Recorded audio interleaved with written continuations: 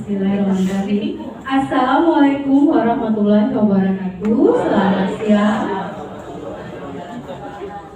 Apa kabar Bapak Ibu guru hebat SMP Negeri 4 Kota Bengkulu? Alhamdulillah, luar biasa. Allahu Akbar. Kalau saya katakan SMP Negeri 4 Kota Bengkulu, Bapak dan Ibu jawab luar biasa. Ya, semua. SMP Negeri 4 Kota Bengkulu. Luar biasa. Sekali lagi, SMP Negeri 4 Kota Bengkulu. Luar biasa. Walaupun hanya dua kata Bapak Ibu, hanya dengan luar dan biasa, kalau memang berasal dari motivasi kita yang paling dalam, dari hati kita yang paling dalam menyebutkan itu, maka manfaatnya akan besar sekali. Seperti materi yang akan kami sampaikan pada kesempatan baik ini. Pada kesempatan baik ini kami akan menyampaikan materi mengenai budaya positif. Nah, apa pula yang dimaksud dengan budaya positif? Ada 6 materi yang akan disampaikan pada kesempatan ini. Yang pertama, disiplin positif dan nilai-nilai kebajikan universal. Yang kedua, teori motivasi, hukuman dan penghargaan dan restitusi. Yang ketiga, keyakinan kelas. Yang keempat, kebutuhan dasar manusia dan dunia berkualitas. Yang kelima, 5 posisi kontrol. Dan yang keenam, segitiga restitusi. Karena kami kolaborasi, rekan kerja yang baik, alhamdulillah kami bisa bergabung pada hari ini. Maka materi ini kami bagi 2. Saya 3 materi dan Ibu Afriansyah nanti juga 3 materi. Yang pertama, mengenai disiplin positif dan nilai-nilai kebajikan universal. Bapak dan Ibu guru hebat, kalau selama ini kita tahu yang namanya disiplin itu, kira-kira kalau saya tanya pasti Bapak dan Ibu guru menyebutkan taat aturan. Mungkin sama pengertian kita. Taat aturan itu yang dikatakan dengan disiplin, atau taat pada peraturan yang berlaku. Ternyata Bapak dan Ibu guru setelah saya mempelajari modul 1.4 ini, bahwa disiplin itu artinya luas, bukan hanya sekedar taat pada aturan. Tapi bagaimana kita bisa mengontrol diri kita untuk menuju tujuan mulia? Tujuan mulia di sini adalah nilai-nilai kebajikan. Nilai-nilai kebajikan universal. Nah, apa pula yang dimaksud dengan nilai-nilai kebajikan universal? Nilai-nilai kebajikan universal ini adalah nilai-nilai yang disepakati. Artinya universal berarti seluruh negara itu mengakui itu baik. Ya, kalau dalam negara Indonesia, untuk pelajar Indonesia, nilai-nilai kebajikan universal ini tertanam pada dimensi-dimensi yang ada pada profil pelajar Pancasila. 6 dimensi itu. Disiplin positif beranjak dari teori kontrol. Di sini ada perbedaan antara teori stimulus respon dengan teori kontrol. Kalau pada stimulus respon, kita mencoba mengubah orang agar berpandangan sama dengan kita. Pokoknya kita dalam mendidik juga seperti itu. Dalam pengajaran, mungkin dalam kelas, bagaimana anak ini harus pandangannya sama dengan kita.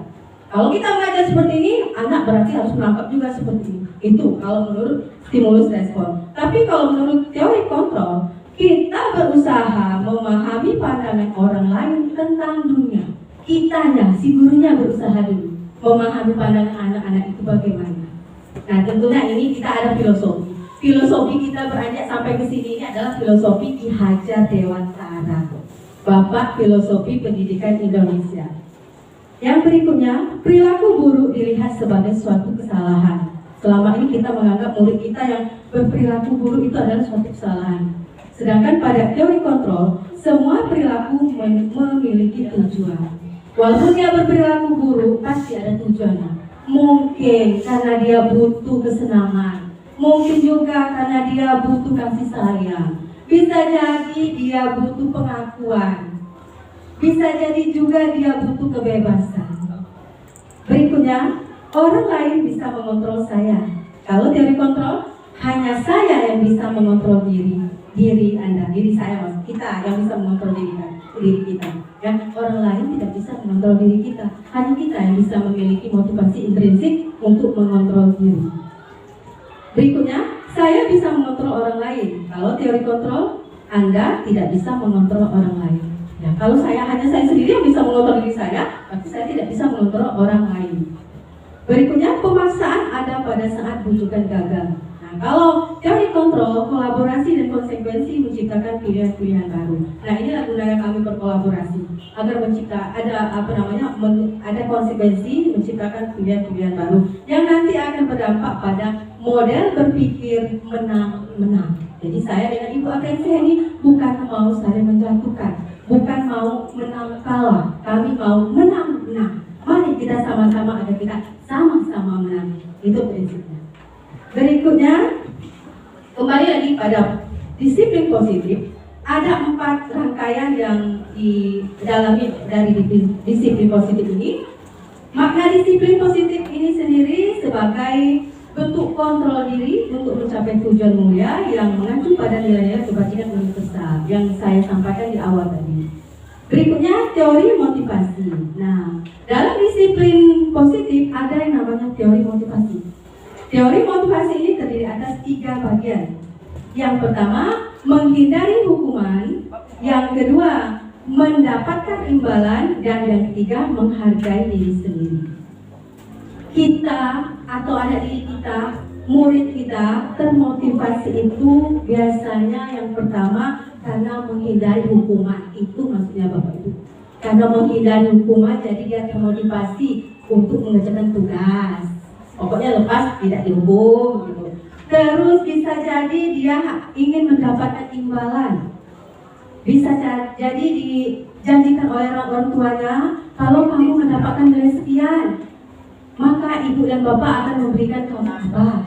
Jadi dia termotivasi, saya pokoknya harus mengejar. Nah, yang ketiga, menghargai diri sendiri. Untuk teori motivasi, kami bagi 2. Yang mendapatkan imbalan dan karena hukuman tadi dikatakan sebagai motivasi eksternal. Motivasi yang berasal dari luar, bukan dari dalam. Sedangkan yang kedua adalah motivasi internal atau intrinsik yang benar-benar berasal dari jiwa atau dari dalam diri anak tersebut. Nah, berikutnya materi disiplin positif ini ada 5 posisi kontrol dan 5 kebutuhan dasar manusia yang akan disampaikan oleh rekan saya Ibu Apriansi Heni lagi. Kita lanjut ke nilai-nilai kebajikan universal. Universal itu artinya kan menyeluruh. Pengertiannya di sini sifat-sifat positif manusia yang merupakan tujuan mulia yang ingin dicapai setiap individu. Semua sifat positif. Kalau dalam negara Indonesia termasuk dalam profil pelajar Pancasila. Terus nilai-nilai kebajikan yang disepakati bersama lepas dari suku bangsa, agama, bahasa maupun latar belakangnya. Coba Bapak Ibu ingat kembali, dimensi profil pelajar Pancasila itu ada 6. Di negara manapun sama mengakui kalau itu bisa diterima. Karena terlepas dari pengaruh suku bangsa, pengaruh agama dan bahasa maupun latar belakang budaya atau latar belakang yang lain-lain. Itu diakui, makanya dikatakan sebagai universal. Nah, salah satu nilai-nilai kebajikan yang ingin dicapai oleh setiap anak Indonesia adalah pada profil pelajar Pancasila. Saya yakin Bapak dan Ibu semuanya paham. Pelajar Pancasila beriman dan bertakwa pada Tuhan yang Esa dan berakhlak mulia, berkebinekaan global, gotong royong mandiri, kreatif dan bernalar kritis. Ya, semoga anak-anak kita tidak hanya hafal di mulut saja, tapi benar-benar mereka menghayati arti dari ke-6 dimensi tersebut. Berikutnya materi kita mengenai teori motivasi, hukuman dan penghargaan dan restitusi. Sedikit mengenai teori motivasi tadi sudah saya jelaskan Bapak Ibu, ada 2, Sebenarnya kalau teori motivasinya ada 3, tapi kita golongkan 2. Ada motivasi eksternal dan motivasi internal. Motivasi eksternal tadi karena anak ingin menghindari hukuman dan ingin mendapatkan imbalan.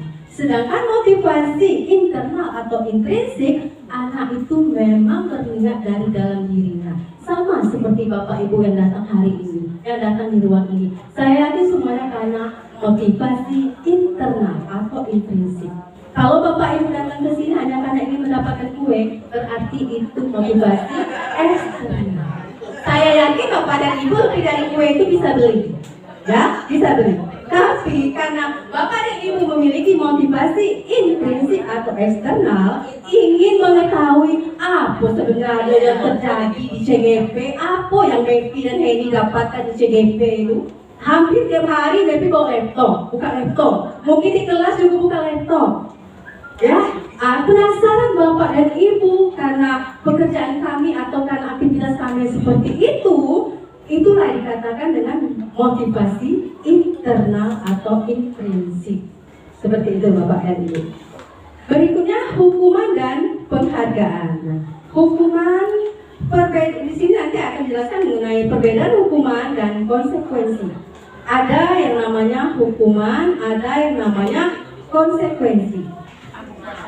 Hukuman itu Bapak dan Ibu bersifat tidak terencana atau tiba-tiba. Sistem otak kita yang berjalan itu sistem cepat. Saat anak melakukan kesalahan, mungkin tidak membuat PR atau tidak memakaikan pinggang, langsung di otak kita mengatakan kamu harus begini. Nah itu hukumannya sifatnya tidak terencana atau secara tiba-tiba. Ya, respect itu. Kalau konsekuensi bersifat terencana atau sudah disepakati, sudah dibahas dan disetujui oleh murid dan guru. Ada konsekuensi. Ini nanti kaitannya dengan keyakinan kelas. Materi ketiga yang akan saya sampaikan nanti mengenai keyakinan kelas. Jadi ini dasarnya adalah konsekuensi bersifat terencana atau sudah disepakati, sudah dibahas dan disetujui oleh murid dan guru. Nanti kita bahas mengenai keyakinan kelas. Nah, ada pula yang dikatakan pengaruh penghargaan. Ternyata Bapak dan Ibu kita memberikan penghargaan itu ada pengaruhnya. Ya, ada pengaruhnya terhadap anak didik kita. Ada 8 pengaruh penghargaan di sini. Yang pertama pengaruh jangka pendek dan jangka panjang. Itu sebentar. Yang kedua, penghargaan menghukum. Yang ketiga, penghargaan tidak efektif. Dan yang keempat, penghargaan merusak hubungan. Yang kelima, penghargaan mengurangi ketepatan. Keenam, penghargaan menurunkan kualitas. Ketujuh, penghargaan mematikan kreativitas. Dan kedelapan, penghargaan mengurangi motivasi. Nah, ini ternyata kita memberikan penghargaan sekarang ini ada pengaruhnya terhadap anak. Penghargaan pengaruh jangka pendek dan jangka panjang. Kalau kita memberikan penghargaan lagi-lagi kita berikan, lagi-lagi kita berikan, bisa jadi anak ini tergantung dengan penghargaan. Tidak ada motivasi intrinsiknya untuk melakukan sesuatu itu, hanya tergantung penghargaan. Ini bersifat menghukum. Penghargaan bersifat menghukum. Misalnya anak yang ranking 2 ini selalu ingin mungkin suatu saat dia ingin menjadi ranking pertama. Dia merasa terpuruk bagaimana rasanya, bagaimana caranya saya untuk maju sebagai ranking pertama. Kok nggak bisa? Nah, yang berikutnya penghargaan tidak efektif, penghargaan merusak hubungan, dan banyak lagi nanti bisa ditanyakan ya Bapak Ibu. Nah, bagaimana ini kalau penghargaan tadi dikatakan ada pengaruhnya, ada 8 pengaruh penghargaan. Bagaimana kita memberikan penghargaan yang tepat untuk murid kita? Kalau dalam kurikulum mereka kan istilahnya murid, bukan peserta didik lagi. Tapi saya masih sering mengatakan peserta didik. Maka bentuk program kebajikan atau apresiasi ini kan sama dengan penghargaan. Apresiasi yang tepat itu dalam memberikan apresiasi atau pengakuan perlu diingat beberapa hal. Yang pertama, beri pengakuan secara khusus untuk anak itu. Terus pengakuan secara pribadi. Nah, kalau secara pribadi seperti kemarin ada anak kita yang ceramah tidak menggunakan tes. Saya lihat ibu kepala sekolah menitipkan amplop untuk dia. Nah, itu secara pribadi. Itu atas nama ibu kepala sekolah, bukan atas nama sekolah. Nah, saat itu pengaruhnya sangat luar biasa sekali. Luar biasa, bukan sangat luar biasa. Luar biasa sekali Bapak Ibu. Yang berikutnya, beri pengakuan pada semua murid bergantian. Jangan yang itu saja. Dan ingat Bapak Ibu, yang namanya penghargaan bukan hanya sekedar hadiah. Bukan sekedar uang, bukan sekedar barang. Yang keempat, beri penghargaan secara konsisten. Nah, yang secara bergantian tadi, misalnya saya contohkan kalau ini di anak SD yang sering saya dengar dari anak saya, kalau kami siapa yang cepat menjawab pertanyaan ibu guru, misalnya pertanyaan 5 kali 5 berapa? Siapa yang cepat bisa menjawab? Kalau pas jam pulang, mereka langsung keluar, cepat keluar gitu. Mereka dia yang pertama keluar. Itu bentuk penghargaan Bapak Ibu. Ibu gurunya tidak memberikan uang. Misalnya ibu gurunya mengatakan 6 kali 6, langsung 36. Ibu gurunya tidak memberikan dia uang saat itu, tapi disuruh keluar duluan. Itu bentuk penghargaan juga. Saking gak senangnya dia cerita dengan orang tuanya, Bu, Ma, nih tadi saya bisa, makanya saya cepat keluar. Tadi abang bisa, makanya abang cepat keluar. Abang gak cepat keluar. Itu penghargaan Bang. Ya, ada motivasi intrinsiknya yang berasal dari dalam diri anak. Berikutnya, beri pengakuan secara konsisten. Nah, konsisten ini artinya tetap, ya, tidak berubah-ubah. Kalau memang misalnya anak yang melakukan kebaikan atau misalnya dalam 1 bulan itu anak ini selalu masuk, kita beri bintang berapa. Terus bulan berikutnya seperti itu lagi. Jangan hanya bulan ini saja, bulan berikutnya lagi dan lagi selama dalam 1 tahun pelajaran. Nah, yang terpenting di sini Bapak Ibu adalah fokus pada proses. Kita memberikan apresiasi itu fokus pada proses. Kita memberikan ulangan harian, memberikan penilaian tengah semester dan penilaian akhir semester. Kalau hanya melihat dari nilai itu saja, maka penghargaan yang kita berikan tidak begitu memuaskan untuk anak. Ya, kita sebaiknya melihat proses bagaimana anak ini kesehariannya dengan teman-temannya, kesantunannya, kerapiannya, segalanya kita lihat selama proses belajar itu. Jangan mentang-mentang saat nilai ulang hariannya bagus, saat nilai PTS-nya bagus. Nah, padahal kesehariannya dia malas-malasan. Yang rajin mengerjakan tugas, yang baik-baik malah nilainya anjlok. Maka naiklah nilai yang itu. Nah, si anak yang kita beri nilai saat PTS bagus tadi, dia tidak ada motivasi internal untuk belajar sebenarnya. Ya, tidak ada motivasinya. Maka dia terlalu bangga. Oh, saya tidak belajar, tidak rajin, tetap nilai saya bagus. Nah, itu. Sedangkan anak yang bagus tadi, walaupun PTS-nya kecil, kita tetap pertimbangkan. Karena selama ini bagaimana kesehariannya? Itulah sebenarnya apresiasi yang paling bagus. Kita memperhatikan proses. Maka kalau saya di absen itu banyak coret-coretan. Tidak hanya nilai ulangan harian, nilai PTS dan PAS, banyak nilai lain. Mereka bisa menjawab pertanyaan saya, bisa mengajukan pertanyaan, bisa berbahasa yang baik, bisa berbahasa yang santun dengan teman-temannya, bisa ada temannya mau minjam dan dipinjami dengan bahasa yang bagus. Itu semuanya kita catat. Itulah yang namanya proses. Dari situlah kita memberikan pengakuan atau apresiasi terhadap anak tersebut. Berikutnya materi kita mengenai restitusi. Nah, restitusi ini nanti saya secara umum saja, kalau restitusi nanti akan dijelaskan oleh Ibu Heni Abrianseni. Ciri-cirinya belajar dari kesalahan. Restitusi ini pada dasarnya adalah pendekatan sebuah pendekatan untuk menciptakan disiplin positif tadi. Karena kita itu bahasanya di awal kan disiplin positif. Maka pendekatannya apa?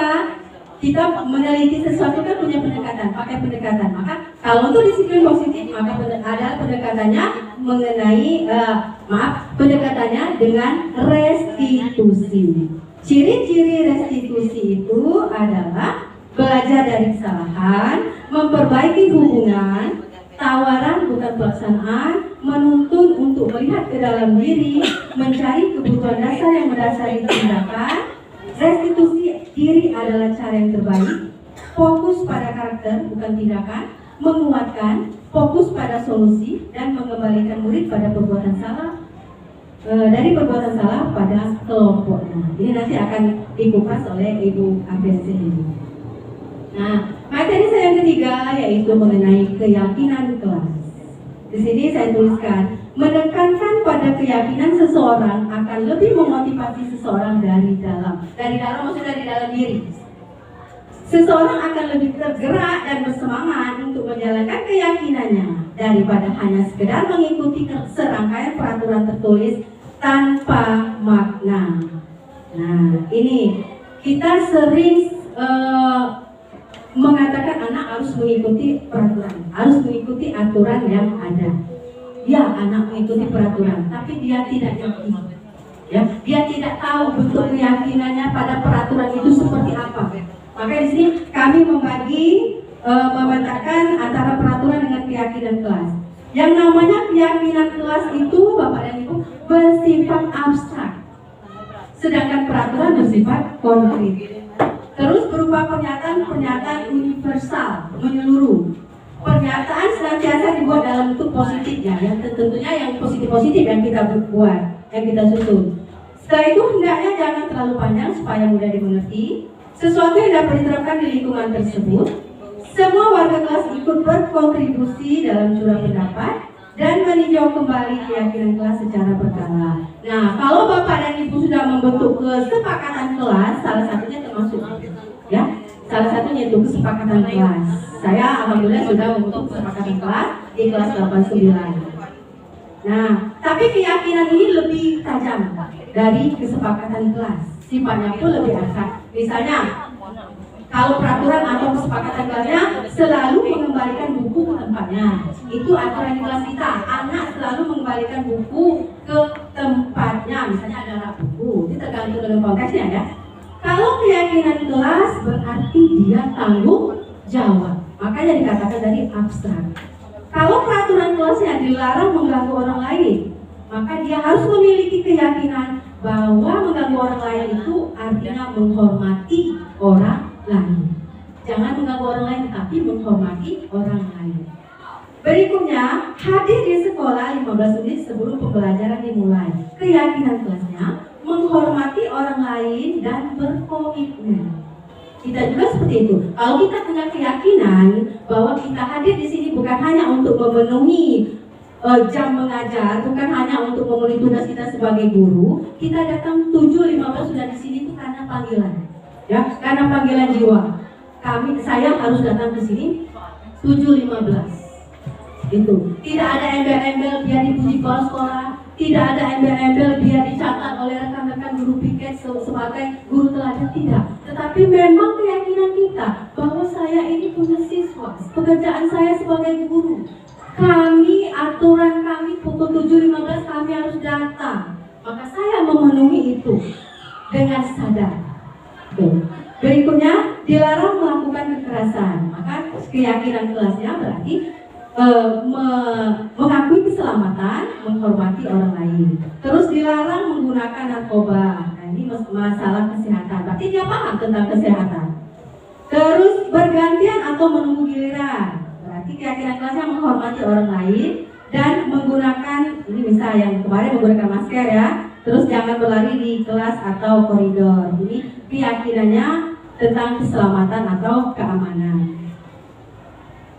Nah, itulah Bapak dan Ibu materi saya mengenai disiplin positif dan nilai-nilai kebajikan universal, teori motivasi, hukuman dan penghargaan, serta restitusi dan keyakinan kelas. Nanti boleh Bapak dan Ibu tanyakan pada sesi tanya jawab kalau memang ada yang ingin ditanyakan dan ada rasa penasaran terhadap materi ini. Saya harap semuanya memiliki rasa penasaran yang sangat besar. Ya. Materi yang kedua akan disampaikan oleh rekan saya, Ibu Apriansi Hedi Puspita. Terima kasih Ibu Mevi. Tepuk tangan untuk Bapak Ibu guru. Sepertinya udah ada yang mantep ya. Kita dengarkan nih ya pemaparan kedua dari Bu ini. Boleh nyanyi katanya ke Pak. Silakan nyanyi.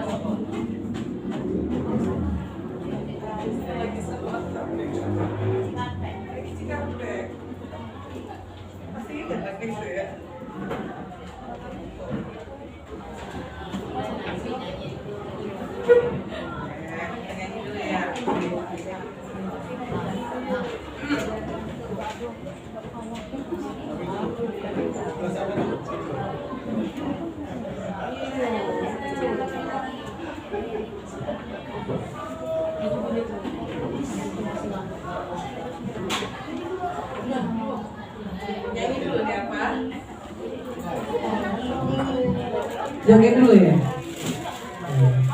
Kita buka dulu ya kalau mau joget dulu.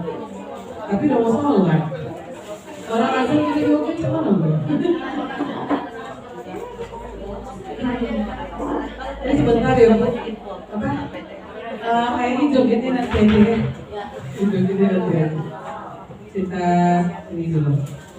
Presentasi dulu.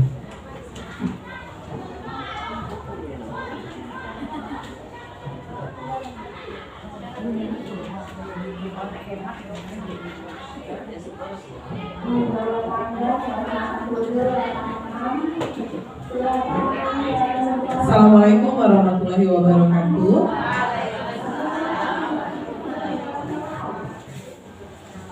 Senang sekali hari ini diberi kesempatan untuk berbagi ilmu apa yang sudah kami dapat selama mengikuti pendidikan guru penggerak kurang lebih hampir 1 bulan ya, kurang lebih udah hampir 1 bulan ini.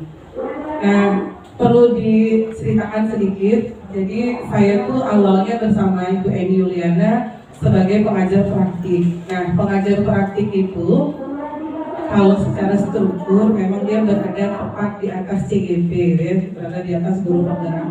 Tetapi pengajar praktik tidak punya sertifikat guru penggerak. Sehingga pengajar praktik itu ya nggak punya NUKS lah gitu kalau seandainya disejajarkan dengan pelatihan kepala sekolah atau pengawas.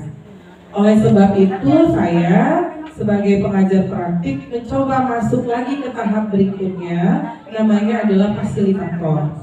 Jadi kalau pengajar praktik itu ibuin angkatan daratnya, nah kalau fasilitator ini angkatan udaranya, karena berselancarnya di dunia maya. Jadi kerjaannya di LMS gitu ya. Kalau kemarin kan mendampingi CGP langsung, kalau fasilitator itu mendampingi CGP belajar di LMS. Nah, sebagai fasilitator yang belum punya NUKS dan belum menjadi guru penggerak, saya dikasih bonus. Selain jadi fasilitator, dikasih bonus untuk menjadi calon guru penggerak juga Pak Ibu, sama seperti Ibu Meki. Namanya adalah calon guru penggerak rekognisi. Nah inilah yang saat ini posisinya gitu ya. Di posisi saya itu ada 2, sebagai fasilitator memegang 1 kelas, ada 12 calon guru penggerak, dan saya di bawah naungan BGP Lampung, memegang guru-guru dari Kabupaten Triksewu. Nah, jadi saya tuh nggak di BGP Bengkulu gitu ya, tapi di BGP Lampung ya. Cuma karena saya berdomisili di Bengkulu, bagaimanapun juga saya tetap membawa nama baik SMP Negeri 4 Kota Bengkulu. Nah, pada kesempatan ini ya saya bersama Ibu Meki tetap harus mensosialisasikan atau mendefinisikan mendefinisikan apa yang sudah kami dapat. Ya, karena sesuai dengan slogan guru penggerak, guru bergerak Indonesia maju. Nah, kita coba dulu ya. Jadi kalau saya bilang guru bergerak, jawabannya Indonesia maju. Kalau yang punya guru bergerak Indonesia maju. Karena sebenarnya artis di Indonesia itu ya guru. Kita lah yang sebenarnya yang membentuk bangsa ini untuk menjadi lebih baik gitu ya. Karena Ya kata orang kan yang menjadi presiden tuh ya guru gitu ya. Sebelum jadi presiden dia ketemu guru dulu. Kalau guru mudah-mudahan bisa jadi presiden gitu. Amin gitu ya. Nah, pada penyebaran pemahaman dan penerapan pengalaman budaya positif ini kita udah berbagi tadi dengan Mevi ya. Ini kesepakatan kelas bersama saya. Jadi saya berharap kita mampu hadir sepenuhnya bersama di sini. Mau menyampaikan ide atau pendapatnya Bapak Ibu nanti ya. Terus kalau mau mengajukan pertanyaan ataupun pandangannya silakan mengangkat tangan. Dan insya Allah saya akan menyelesaikan ini tepat waktu. Kalau kira-kira ada yang mau ditambah boleh Bapak Ibu. Atau cukup? Sepakat ya? Oke, kalau udah sepakat nanti kita lanjut dulu. Tujuannya adalah ini ya, menyebarkan pemahaman tentang budaya positif, berbagi praktik baik penerapan budaya positif di sekolah. Nah, kita coba dulu es breaking. Satu pegang gitu ya. Saya akan jemput gini. Satu pegang kuping. Bu pegang ya. Itu apa tadi? Keluarnya satu pegang. Satu pegang kuping. Pegang. Satu pegang hidung. Mulut. Saya nggak bilang satu. Ayo fokus ya. Keluarnya adalah satu pegang. Satu pegang kepala. Betul?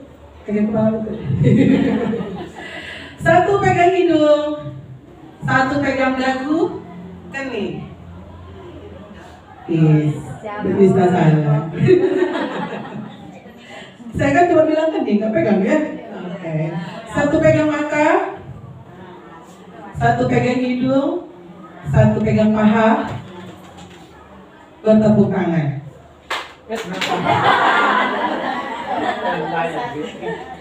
Gak apa-apa ya, itulah fokus gitu tuh kadang-kadang galak kemana-mana kan. Tidak cuma Bu Elpa, ini juga galak gitu. Oke ya, boleh nanti di share-share ke kawan-kawan ya. Ganjil, genap, boleh saya minta berdiri? Karena nari tadi udah acak nih. Ikut yang ini ya. Kan sepasang gitu ya. Yang hamil boleh ikut boleh enggak ya? Aku agak ngeri dengan yang hamil. Kalau saya bilang silakan sepakat dulu. Bapak Ibu sepakat dengan pasangannya. Kira-kira sebelah mana ganjil? Ganjil kan kiri ini ya. Oke, yang ganjil tunjuk tangan yang ganjil.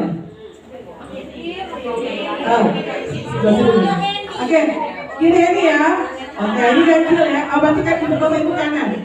Yang ganjil sebelah di kanan Bapak Ibu. Yang kiri yang kanan berarti yang kanan ganjil. Oke. Kalau saya bilang ganjil, maka yang ganjil duduk. Ya.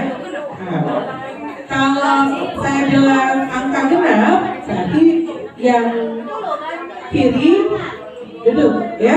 Jadi kanannya ibu bapak itu ganjil, genapnya itu adalah kiri. Contoh, satu. Ganjil duduk, yang ganjil. Yang genap jangan duduk. Kan guru matematika, main angka gitu. Kalau main not, do yang pasal do yang malah do gitu ya. 13.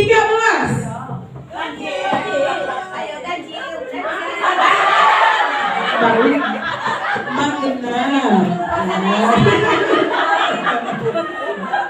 Tidak apa-apa. Ulang lagi semuanya tidak lagi. 20. Baru benar. 29. Iya, yang lain duduk ya. Jadi kalau yang disebut ganjil duduk gitu ya. Kalau ini berhenti lagi, berarti naik semuanya berdiri lagi. Maaf ya agak terjoin dikit. Ya semuanya berdiri dulu. Sekarang Ini penjumlahan. Kalau hasilnya genap, yang genap duduk. Lalu berhitung. Nah, kita hitung dulu kita. Yuk, 1 ditambah 5.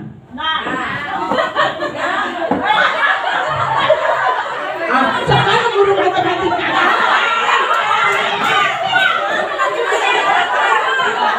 Oh, pakai kalkulator. Oke, silakan semuanya berdiri lagi. Benar kan kata Mbak Naomi? Benar Bu. 12 ditambah 11. Oh, panjangannya. Oke, nanti. Sesuai request, oke. 1 ditambah 3.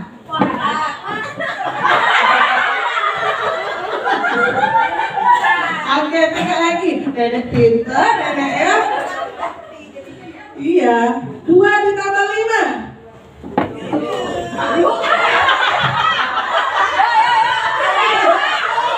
Pintar orang ini. Silakan berdiri lagi. 17 ditambah 1. Oh, mama. Sekali lagi ya, silakan berdiri lagi. Oh, kali-kali. Oke, kasih beli kali-kali ikut. Kasihkan dia lihat apa untuk kalian. Oh, perkalian 5. Jadi perkalian 5 kata Febri. 5 kali 2.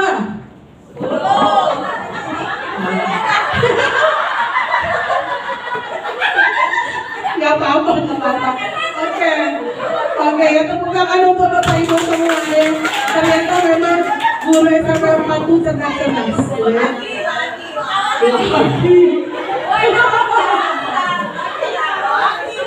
Lagi, aduh ya Allah. Oke, nanti bisa dicobakan di kelas Bapak Ibu ya. Nah, divariasiin boleh. Oh, main memang ya.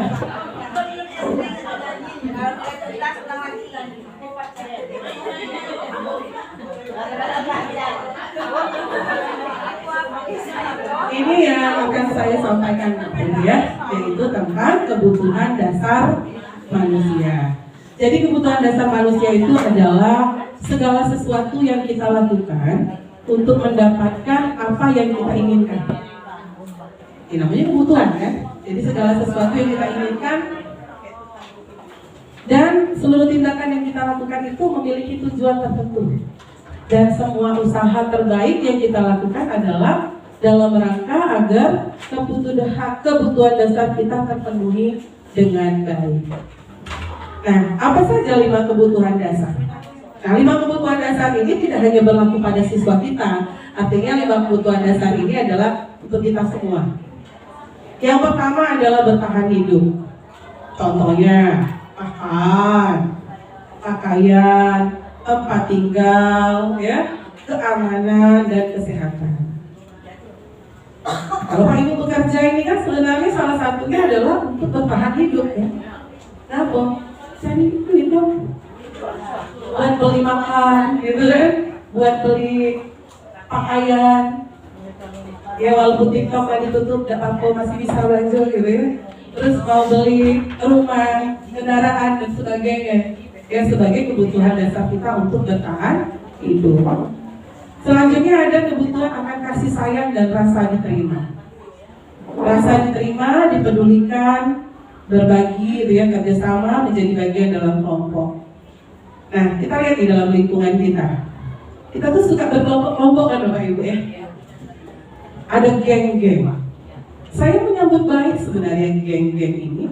Kenapa ada geng-geng itu? Karena sebenarnya geng-geng ini adalah cara kita memenuhi kebutuhan kita, terutama pada kebutuhan rasa sayang dan rasa diterima. Ketika kita tidak diterima di satu tempat, ya kan kita akan berusaha untuk mencari kan, bagaimana saya bisa diterima. Makanya kita akan ketemu nanti dengan zona nyaman. Iya, aku nyaman lah kalau di sini, gitu ya. Itu kebutuhan kita untuk ada kasih sayang dan rasa diterima. Kayak murid kita misalnya. Ya atau Henny nih datang ke sekolah pakai lipstik baru. Harapan aku tuh kan kelak pas ketemu Dawia bilang, ayo lipstick Ayu bagusnya lah warnanya.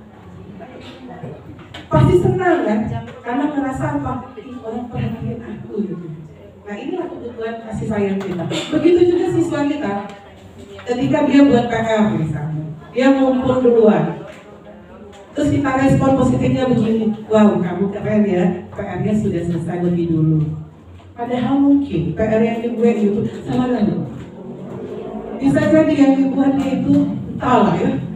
Mungkin nyontek dengan yang lain, tapi kita apresiasi. Kenapa dia ngadap kita itu? Karena dia butuh kasih sayang itu ya, dia butuh pujian ya kita.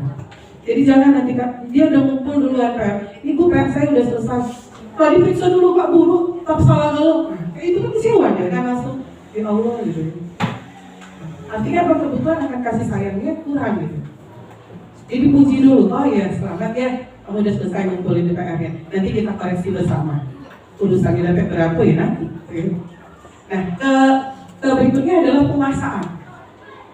Penguasaan itu berkaitan dengan harga diri. Keinginan untuk dianggap, menjadi pemimpin, berprestasi, ya diakui dan didengar, itu adalah kebutuhan akan penguasaan. Bagaimana misalnya dalam kita ini kan kelihatan ya Bapak Ibu ya dalam kita di lingkungan ruang guru aja misalnya, atau kita berada di sini kelihatan nih siapa nih kayaknya yang ingin jadi pemimpin gitu ya. Oh berarti dia punya kebutuhan akan penguasaannya, ya. Dia pengen berprestasi, suka ikut lomba-lomba misalnya. Saya suka ikut lomba-lomba misalnya kan. Sebenarnya ini kebutuhan apa? Bukan kebutuhannya adalah kebutuhan atas penguasaan. Bukan dia ingin jadi penguasa, bukan seperti itu ya. Tetapi bagaimana dia penguasaan, dia ingin mengetahui semuanya. Sehingga dia pengen mencoba sampai akhirnya dia punya prestasi ya. Nah inilah kebutuhan akan penguasaan. Nah kadang-kadang mungkin kita lihat siswa kita tuh ada yang di dalam kelas tuh suka ganggu kawannya gitu ya, suka sok jadi pemimpin, ada kan? Nah mungkin kebutuhan akan penguasaan tidak terpenuhi pada dirinya, sehingga dia kalau di lomba-lomba tuh paling samar, rasa paling gerot sendiri gitu. Di dalam kelas pun dia juga seperti itu. Ini jangan-jangan kebutuhan akan penguasaannya kurang terpenuhi. Disinilah tugas mulia kita sebagai guru, bagaimana nanti cara mengontrol siswa kita agar kebutuhan akan penguasaan ini dapat terpenuhi. Nah kemudian ada kebebasan, merdeka. Ya, nah kebutuhan akan kebebasan itu berarti dia mandiri, gitu ya, memiliki pilihan mencoba hal baru, mampu mengendalikan arah dirinya. Nah, ya. Kemudian yang terakhir adalah kebutuhan akan kesenangan. Nah, kadang-kadang kita senang tuh, mau yuk jalan-jalan. Akhir tahun jalan-jalan yuk. Berarti ini apa? Kita butuh kebutuhan kesenangan, Bapak Ibu. Itu nak jalan-jalan. Nah, mulai kan kita berencana, yuk nabung. Nanti kita jalan-jalan kemana? Nah, sertifikasi cari kita makan-makan yuk. Nah, ini juga bagian dari apa? Karena kita butuh senang. Tadi Bu Elva, nari dulu nyanyi dulu. Kenapa? Karena kita butuh kesenangan. Ya inilah kebutuhan kesenangan. Ya. Kan kadang-kadang tuh lihat tuh orang di media sosial tuh aneh-aneh gitu ya Bapak Ibu ya, joget-joget, nari-nari dan sebagainya. Ya mungkin itulah cara dia menyalurkan kebutuhannya yang tidak terpenuhi di rumah. Akhirnya dia salurkanlah di media sosial. Ada yang jadi pengemis, di TikTok tuh banyak pengemis nih ya Bapak Ibu. Jadi kayak orang gila, ngemis. Mungkin salah satunya adalah kebutuhan bertahan hidupnya yang dia cari gitu ya. Walaupun akhirnya dia menjadi seorang pengemis, tapi kan dia berusaha untuk memenuhi kebutuhan bertahan hidupnya. Nah inilah 5 kebutuhan dasar manusia ya, baik itu pada siswa kita maupun pada kita sebagai seorang guru. Nah misalnya kalau di siswa tadi kan terlihat ya, ada siswa kita yang sopadean, jadi pemimpin terus, tiap sebentar maju ke tangannya terus dengan jawab gitu ya. Nah, gimana cara kita mengatasi hal yang seperti ini gitu? Ini kan yang jadi berat kadang-kadang karena teman-teman yang lain kan merasa, kau terus, orang puluh lagi getian. Tapi Bapak Ibu bisa dengan cara mengundi gitu. Atau dia disuruh jadi pemimpin rapatnya. sana diskusi, suruh dia jadi pemimpin diskusinya. Sehingga dia tidak mengganggu jalannya diskusi itu karena dia terus yang mengajukan pendapat. Ya, coba kamu deh yang jadi pemimpin diskusinya hari ini, misalnya kan? Ya silakan Rahma yang jadi pemimpinnya diskusi hari ini. Karena kalau tidak disuruh Rahma yang jadi pemimpin diskusinya bahaya. Rahma terus yang ngomong. Ngajukan pertanyaan Rahma, jawab pertanyaan Rahma juga. Nah hari itu suruh dia jadi pemimpinnya. Maka dia tidak akan bertanya kan? Dia tidak akan menjawab kan? Karena dia hari itu jadi pemimpin. Dia merasa puas begitu kan? Nah sekarang Pak Ibu, dari penjelasan dikit ini tadi ya, kita lihat ini tadi BP udah ya, itu tentang kebutuhan. Nah nanti ada kuisnya, tapi sebelum ini kita lihat dulu 5 posisi kontrol kita dulu. Kalau tadi ada 5 kebutuhan manusia, sekarang ada juga 5 posisi kontrol kita sebagai guru. Nah nanti bertanyalah pada diri sendiri dan jawablah dengan diri sendiri, di manakah letak posisiku, gitu kan? Yang pertama ada posisi penghukum. Yang kedua, ini bisa diacak-acak sebenarnya ya, pemantau. Selanjutnya ada pembuat merasa bersalah. Yang keempat sebagai teman, dan yang kelima sebagai manajer. Di manakah posisi kita? Saya yakin kelima posisi itu pernah ada loh kita lakukan. Hanya saja dominan di bagian mana. Nah kita lihat contohnya ya. Nih, contoh penerapan 5 posisi kontrol guru. Misalnya ada kasus siswa tidak memakai atribut lengkap saat upacara bendera. Kalau kita sebagai posisi penghukum, kita akan bilang pada siswanya, ya kamu karena tidak memakai atribut yang lengkap, berarti kamu harus hormat dengan bendera selama 1 jam. Itu guru yang berposisi sebagai penghukum. Kalau dia pembuat merasa bersalah, agak turun dikit nada ngomong. Berapa kali Bu Bapak harus memberitahu kamu? Kamu selalu saja mengecewakan Ibu dan Bapak. Mungkin ini juga sering kita lakukan di rumah dengan anak-anak kita ya Pak Ibu ya. Ini pembuat merasa bersalah. Oke. Nah, kalau dia sebagai teman, kalau sebagai teman ini ngomongnya agak dicak teman. Ayolah, ikutlah aturan sekolahnya, gitu ya. Bantulah Bapak Ibu kok sekali-sekali. Susahnya ngomongin kau, misalnya gitu ya. Jangan sampai kamu berubah seperti ini lagi ya. Tapi ngomongnya kayak seperti ngomongin kawan ya. Kau kok tidak lagi pakai atribut hari ini. Ngomonglah ya, berubah dikit. Kan udah kita ngomongnya udah kayak seperti teman ya Bu. Ngomong seperti itu dengan siswa kan. Agak mulai kalau yang tadi kan masih gitu ya, merasa bersalah masih gitu ya. Walaupun nadanya mungkin agak lebih turun. Nah yang ketiga, 4 ada pemantau. Nah kalau pemantau ini dia sudah kayak gini. Tahu kan kamu melanggar peraturan? Ingat peraturan sekolah kita? Kata Pak Andri, udah kamu catat kan peraturan sekolah kita ya? Nomor berapa? Gitu ya. Di sekolah itu ya, tahu kan aturannya? Nah, dia udah mau tahu. Dia sudah mulai menghubungkan kesalahan yang dilakukannya dengan peraturan sekolah yang ada. Nah, yang terakhir, ini yang diharapkan gitu. Ketika siswa tadi tidak lengkap, nah, sebagai manajer, jadi kita tidak langsung bilang dia salah apa. Panggil dulu sini. Kamu tahu apa kesalahan kamu? Jadi kita tidak perlu menyebutkan kesalahannya. Ketika siswa bilang, iya Bu, saya tahu salah saya. Apa salahnya? Tidak pakai atribut. Jadi semua itu munculnya dari si siswa, bukan dari kita. Sehingga kesannya itu hanya klarifikasi loh. Kesannya hanya klarifikasi. Ya, kesannya klarifikasi bukan. Nah, nanti baru kita ajak dia untuk melihat keyakinan mana yang sudah dilanggar, peraturan mana yang sudah dilanggar. Tetapi itu murni semuanya keluar dari siswa. Kita sebagai guru hanya memberikan pertanyaan-pertanyaan pemantik yang kemudian bisa memunculkan jawaban-jawaban dari siswa. Itu posisi sebagai seorang manajer. Nah, sekarang kalau saya punya kasus seperti ini, ada kata-kata yang seperti itu, gurunya bilang begini. Jawabannya penghukum, pembuat rasa bersalah, pemantau, teman, dan manajer tadi ya. Saya kecewa sekali dengan kamu. Apa ini? Pembuat rasa bersalah. Pintar gak lu? Kurangnya dikit ya. Ini kakak lu gitu ya. Nah, sekarang hadiahnya.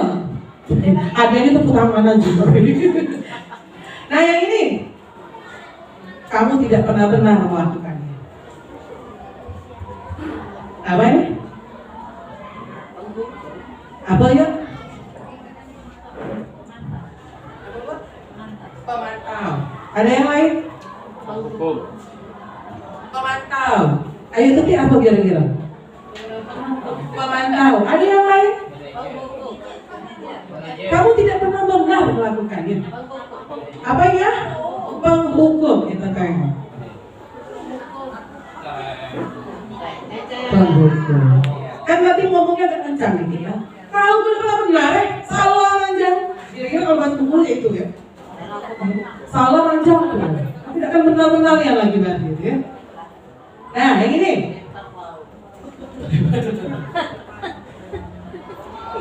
Apa rencanamu untuk menyelesaikan masalah ini? Oh, Mbak Sri? Manajer gitu ya, Mbak Sri. Tepat dari Ibu manajer ini? Wih, pintar-pintar, enak aja. Iya, manajer. Dia bertanya dan Mbak Sri ya? Sip. Dia tidak membuat pernyataan, tapi sebuah pertanyaan. Masih ada ya? Oh, masih. Habis. Nah, tadi sebenarnya ini yang akan disampaikan itu ya. Kenapa sih harus keyakinan kelas? Kenapa bukan peraturan? Kenapa Bapak Ibu? Kenapa balik? Kok bukan keyakinan tapi peraturan? Dan kenapa harus keyakinan bukan peraturan?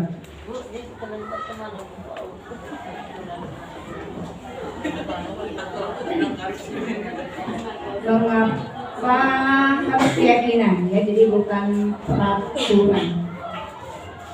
Kalau peraturan itu di satu arah ya, jadi kita seperti otoritas. Tapi kalau keyakinan kelas itu kita menggali dari anak, dan anak itu diberi kesempatan, beri keleluasaan untuk menyampaikan pendapatnya tentang keyakinan bersama yang disepakati seperti itu. Ada lagi kira-kira yang mau nyobain? Kenapa keyakinan bukan peraturan? Ada Bapak Ibu? Bentar men. Kita dengar ya soalnya. Keyakinan kelas itu biasanya dibuat secara bersama-sama, tetapi kalau peraturan itu biasanya dibuat oleh guru. Ya, oke, jawabannya benar semua Bu. Ya. Peraturan itu bersifat satu arah, artinya sudah ditetapkan. Dan yang menetapkan biasanya adalah institusi itu gitu ya. Kayak kita sekolah nih, anak-anak masuk SMP 4 ini disuruh nanda tangani ya Bu. Ini nih peraturannya, poinnya ini. Ini. Itu peraturan. Tetapi yang keyakinan, kan kita buat bareng-bareng ya Mas Ria. Kita membuatnya bersama-sama di dalam kelas. Sehingga sebaiknya yang dibangunkan adalah itulah keyakinan. Karena ketika melanggar, si siswa melanggar, dia akan merasa, oh iya, dan ini kan disepakati bersama. Tapi kalau peraturan, nah yang peraturan kan kau. Tegakkanlah, kau nggak apa-apa, nyuruh aku, kira-kira kayak gitu kan. Padahal sebenarnya baik keyakinan maupun peraturan itu kan intinya adalah untuk bagaimana supaya kita bisa menimbulkan disiplin positif pada diri kita. Oleh sebab itu, mulai hari ini kita berusaha untuk membuat keyakinan. Nah kalau bisa, mudah-mudahan ya di tahun ajaran baru kita membuat keyakinan kelas bersama, baik dengan siswa maupun dengan orang tua. Gitu ya Bu Eni ya. Mudah-mudahan bisa terwujud. Nah nih, tadi ini sudah disampaikan oleh Nevi. Nah ini yang segitiga restitusi. Beberapa hari yang lalu ada Anwar, siswa kita yang sangat spesial, wali kelas Ibu Rosa. Tadi ya, tidak hampir semua kita bilangnya kau lagi, ya kan? Tidak pernah kapok kau ya. Ya, udah tahu kan Bu, itu berarti posisi kita di mana? Ya. Dan ternyata kenapa itu muncul? Karena kita ya, saya tidak menyalahkan kita, tidak mengatakan saya lebih baik, tidak, karena saya pun juga baru belajar. Ternyata Anwar ini tidak tuntas mungkin penyelesaian masalahnya, karena tadi kita belum melakukan segitiga restitusi terhadap si Anwar. Ada 3 langkah ya, jadi segitiga restitusi itu sebenarnya adalah proses dialog. Tadi kan ada dialog, pertanyaan-pertanyaan yang dijalankan oleh guru agar dapat menghasilkan murid yang mandiri dan bertanggung jawab. Ada 3 tahapan segitiga restitusi. Yang pertama adalah kita menstabilkan identitasnya dulu, kemudian memvalidasi tindakan yang salah, dan yang ketiga adalah menanyakan keyakinan. Nah, pada tahap menstabilkan identitas ini, prinsipnya itu berdasarkan bahwa membuat kesalahan itu adalah bagian dari proses pembelajaran. Orang salah itu ya biasa, salah, banyak yang salah, itu artinya tidak hanya kamu ya. Di kalimatnya ya berbuat salah itu wajar lah ya. Tidak ada manusia yang sempurna, kalimatnya begitu. Ibu bapak pun juga pernah melakukan kesalahan. Sehingga ketika siswa sudah diajak kayak gitu kan dia mungkin percaya diri dulu Bu ya. Aku salah sih, tapi oh iya deh, orang kan juga pernah berbuat salah. Jadi kita membukanya dulu untuk mulai bahwa kita sudah mulai satu visi. Mau dia memastikan dulu bahwa dia udah tenang dulu ya. Oh iya aku salah, tapi kan tidak aku aja yang salah. Jangan sampai orang salah akhirnya bunuh diri. Karena selalu itu kau salah gitu kan. Nah, tapi kalau kita aja ya, dan orang udah biasa melakukan kesalahan itu, tidak hanya kamu. Mungkin kalau saya menghilangkan kata wajar ya, karena saya tidak mau mewajarkan sebuah kesalahan. Jadi ya kalau kamu pernah bersalah, saya pun pernah bersalah. Ya, semua orang pernah bersalah. Mungkin lebih baik kita menghindari kata-kata wajar. Nanti wajar, lo salah boleh gitu ya. Nah itu prinsip menstabilkan identitas. Kemudian ada menanyakan keyakinan. Nah, tadi lewat ya, ada validasi ya. Oh, ada yang terlewat ini.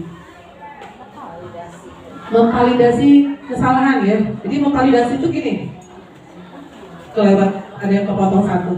Memvalidasi kesalahan itu sudah kan memvalidasi, awalnya itu validasi dulu sebenarnya Pak Ibu. Jadi kita pastikan dulu ke anak apa kesalahan yang dia lakukan. Saya panggil Anwar, salah kamu apa? Kenapa kamu kesini? Kenapa kamu dipanggil? Tahu kamu alasan kamu dipanggil? Mungkin si Anwar akan bilang, iya Bu, aku belagu dengan kawan. Tuh sudah kita memvalidasi. Oh benar kamu berkelahi tadi. Ya si Anwar akan jawab, ya gitu kan. Nah sebagai guru kemudian kita akan memvalidasi, menstabilkan identitasnya setelah dia mengakui kesalahannya. Ya. Oh begitu. Jadi benar ya kamu berkelahi. Iya.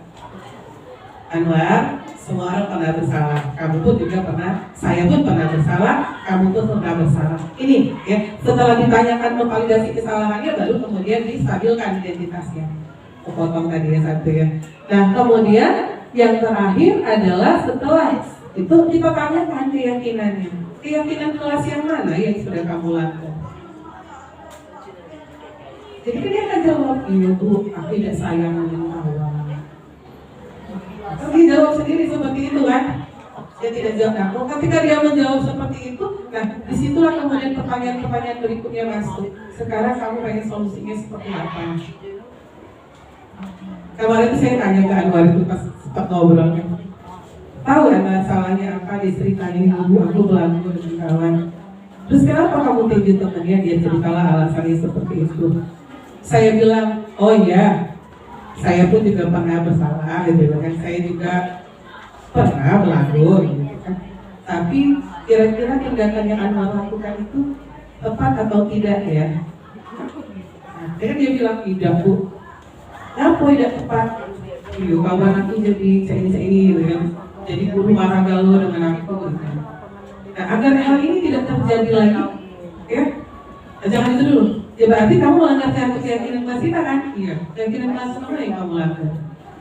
Tidak menghargai orang lain. Nah, kalau kamu sudah melanggar seperti ini Anwar, ya sudah ya, namanya kesalahan sudah berlalu. Sekarang kita fokus pada bagaimana menyelesaikan masalah ini. Tanya sama si Anwar, ndak apa kau? Padahal dia jawab, iya bu, aku tidak mengulang lagi. Apa jaminannya kau tidak mengulang lagi? Kalau ada yang ngajak aku belagu bu, aku lari. Aku ngadu di wali penasban. Iya.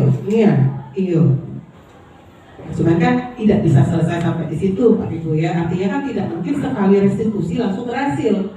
Karena kan bisa jadi pada saat segitiga restitusi yang pertama si Anwar hanya mencari aman. Cari aman aja dulu lah. Iyo kan bilangnya si guru. Yang penting hari ini akan dulu. Nah kalau besok dia melakukan hal yang sama lagi, restitusi lagi.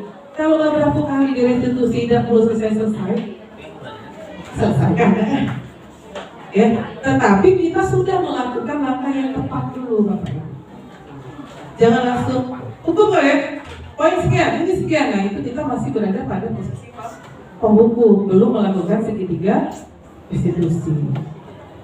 Seperti itu. Jadi tugas kita itu sebenarnya berbagai.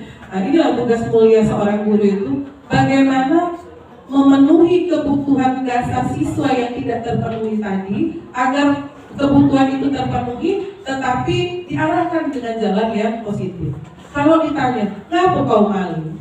Pasti ada alasan orang maling, kan? Seperti ada residivis narkoba ditangkap.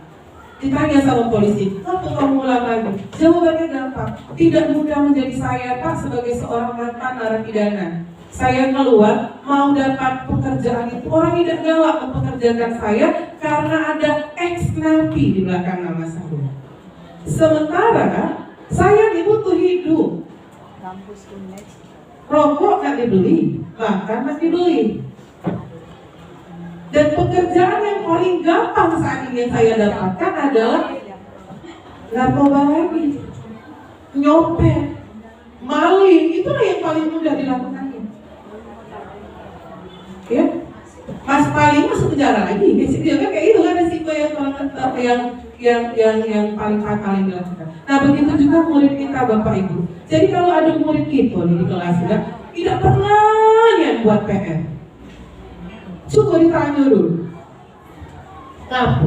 Jangan-jangan PR gitu yang banyak yang gitu ya. Belum sudah PR yang ini, nambah lagi PR yang ini. Pelajaran ini ada 10. Kalau ngasih PR LKS 1 bab, wah, nanggung. Izin Bu Eni. Iya. Oh iya, sebentar ya. Jadi begitu ya Pak Ibu ya. Artinya ketika ada siswa yang membangkang, pasti ada tujuan yang ingin dicapai. Nah, ini sebenarnya adalah video saya mempraktekkan segitiga restitusi bersama dengan Cherry. Memang ini adalah sebuah skenario Bapak Ibu, tapi saya mencoba gitu ya. Mungkin udah pernah ditonton seperti itu, saya akan cepatkan aja ya ini, karena Bapak Ibu juga saya yakin udah pernah menonton ini.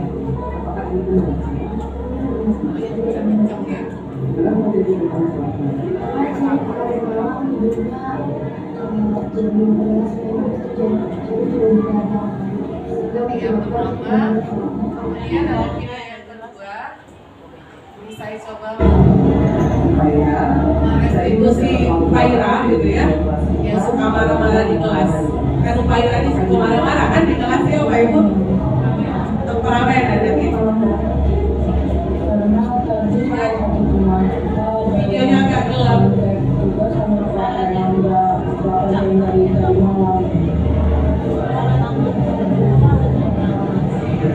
Nanti kalau lebih jelas videonya akan saya kirimkan. Sebenarnya sudah saya kirimkan link YouTube-nya aja. Nanti Bapak Ibu bisa ini video. Karena merekamnya dengan alat yang tidak bagus, cuma pakai HP jadi akhirnya agak kurang. Sampailah akhirnya di bagian akhir ya, itu saya mencoba untuk menerapkan segitiga restitusi. Ternyata sebenarnya menyelesaikan masalah dengan menggunakan segitiga restitusi itu enak ya. Awak tidak jantungan, saya juga tidak panas-panasan. Wali murid juga insya Allah tidak akan marah-marah dengan kita.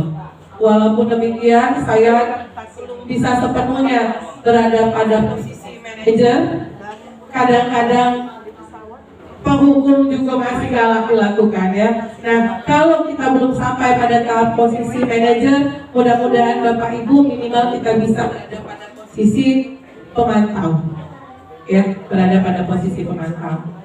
Berdasarkan standar nasional pendidikan, dalam penerapan program disiplin positif, hendaknya guru memiliki standar kepribadian profesional dan sosial yang baik, di mana guru mampu merefleksikan dirinya dalam posisi kontrol saat ini, bagaimana perjalanan dirinya sebagai AMOM atau manajer yang menuntun. Ingat Bapak Ibu, kita bukan menuntut tetapi menuntun. Tugas kita hanya menuntun siswa, bukan menuntunnya gitu ya.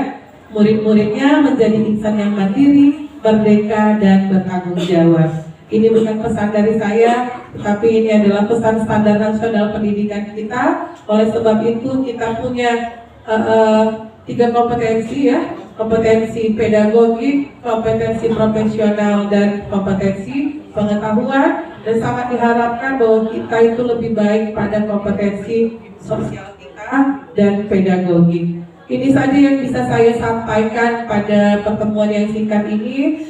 Jika ada hal-hal yang ingin Bapak Ibu tanyakan lebih lanjut, kami berdua akan mencoba menjawab sejauh kemampuan yang sudah kami punya begitu. Dan bila Bapak Ibu juga ingin berbagi praktik baik yang sudah Bapak Ibu lakukan di kelas, dengan senang hati kita menerima itu. Saya akhiri. Assalamualaikum warahmatullahi wabarakatuh.